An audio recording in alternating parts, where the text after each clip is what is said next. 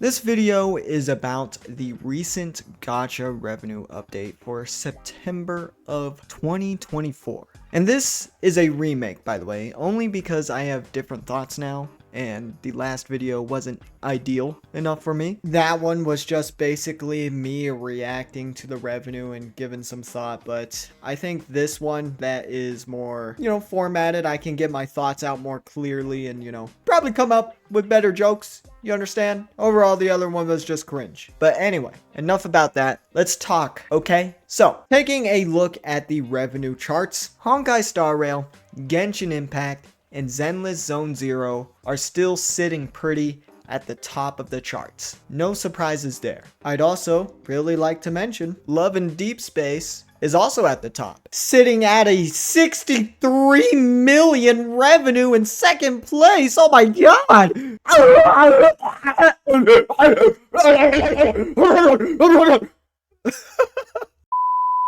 And you know what? All power to that game and its fans, okay? Maybe husbandos are truly the way of gachas. The days of waifus are truly gone.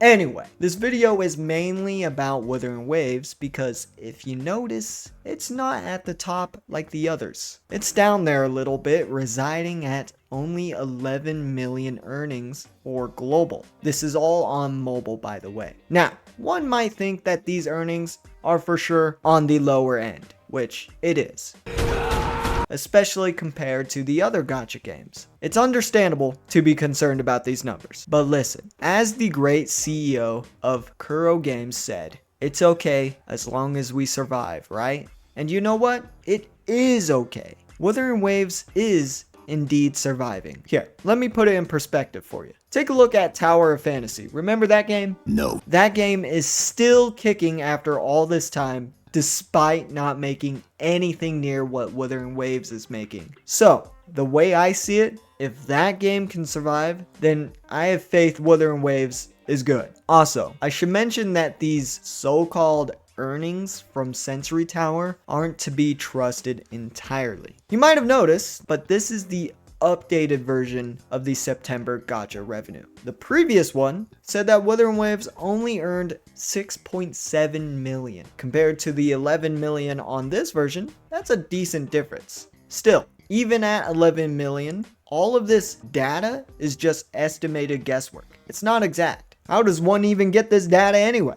But if these numbers are anything close to the real earnings, $11 million from mobile is nothing to overlook.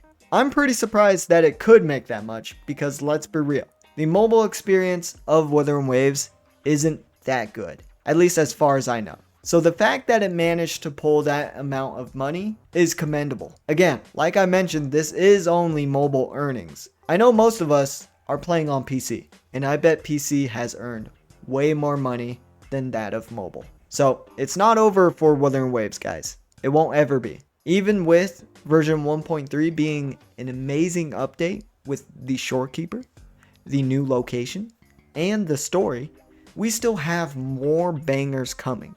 Camellia, Scar, Prelova, and even Geshu Lin probably. They are all really desired characters, and I have no doubt that the rest of this patch and forward will make pretty good money. And hey, listen, one thing I learned in life is that if you compare yourself to others, that leads to your own downfall and sadness. I think that same thought can be applied here for all these games. If you compare Wuthering Waves to all these other games that are earning way more money, you might start thinking negatively about Wuthering Waves or other games that don't earn as much. But I assure you, Wuthering Waves is fine. It's truly an amazing game from amazing devs. It's a gem in my book. And honestly, I'm kind of surprised to say that about a gacha game. Truly, gacha games aren't really great video games. But out of all the gachas I've personally played, Wuthering Waves is the first one that I've actually felt the passion of the game. Like I said, this amazing game has amazing devs. They listen to player feedback, they're generous, and the quote-unquote little money they've earned, you can see actually put back in the game. You see this with version 1.3 that just came out. It has been amazing. It had the most beautiful story, location, and character I've seen in a gacha game. And I thought 1.2 was pretty good, but this one was pretty damn good. You know what I mean? And remember, this is all from a free-to-play game, and it's kind of crazy. Seriously, I've been playing Wuthering Waves from the very beginning since launch as a free-to-play player. And at this point, I feel a bit guilty for not spending money at all. So honestly, eventually, I will spend money just because I genuinely feel like this game deserves it. Isn't that crazy? It's crazy to feel this way. It's actually a great game that you can play completely for free if you wanted to. And that's why I kind of look past the gacha aspect. That's just the way I see it. Overall, guys, the game is and will be fine in the future. We have nothing to worry about. Don't trust these numbers, and honestly, just ignore them. Okay? Let's not start any PvP matches, alright? Let's not start queuing up to fight each other about all this because, oh, Wuthering Waves is making less than all these games. That means it's shit! Oh! Zenless Zone Zero is still at the top. That means you guys are just oil shills and gooners. Oh! It's fine, guys. Let's just relax here. This is a peaceful environment. This is the Destiny Tower, okay? There is no PvP in the Destiny Tower. You just kind of talk to Master Rahu, decrypt your engram or something. Talk to Shax, maybe go to Eververse and yell at the microtransactions. Or maybe this is Warframe's Orbiter. You kind of just sit there looking at your amazing hot Warframe. I mean, it could be any kind of social space, peaceful zone that you just don't fight in. I mean, like, let's just relax. We're in the Fortnite lobby. We're not PvPing, okay?